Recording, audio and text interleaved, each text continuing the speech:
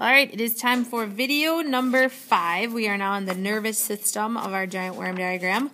On my key, I'm going to go with orange for our nervous system. So before I do anything else, I'm going to color code my nervous system orange. We have two major parts of our nervous system. The first one is the ganglia.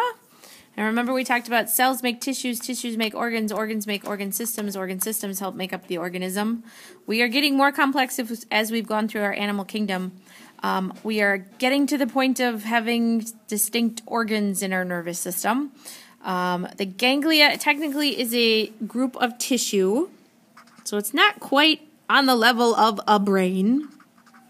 It is a bunch of tissue that is responsible for relaying messages and sending signals, but it does indeed act as a brain.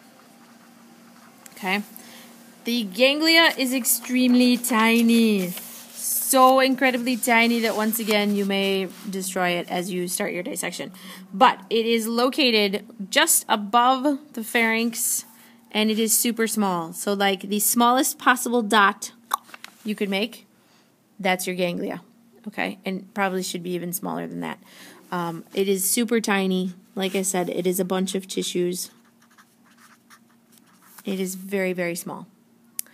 Attached to our ganglia is our second part of our nervous system, and that is the ventral nerve cord. So the name should give you a hint as to where it is located, ventral, so on the belly side, okay? It's responsible for carrying those nerve impulses to the rest of the body. All right. Helpful dissection hint. What you are looking for is a very thin,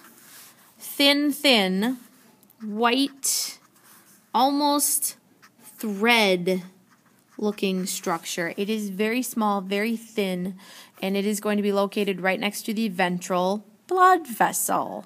So next to each other, you're going to find a ventral nerve cord, white, very thin, right next to your ventral blood vessel, which remember is dark in color because it has blood in it, but not bright red blood, that kind of brownish blood, okay? So here we have our ganglia. It does kind of hop down to the ventral side, and it does kind of have this, like, bumpy structure-ish, and it continues all the way down. Obviously, yes, it does continue all the way down to the other end. I'm just not taking the time to draw it. Okay, so here we have our very tiny ganglia, and follows all the way down our ventral nerve cord, which helps relay those messages from one end to the other. And notice it is right next to our ventral blood vessel. So our nerve cord, remember, is white, next to our blood vessel, which is that dark brownish red. All right, and that's the end of our nervous system.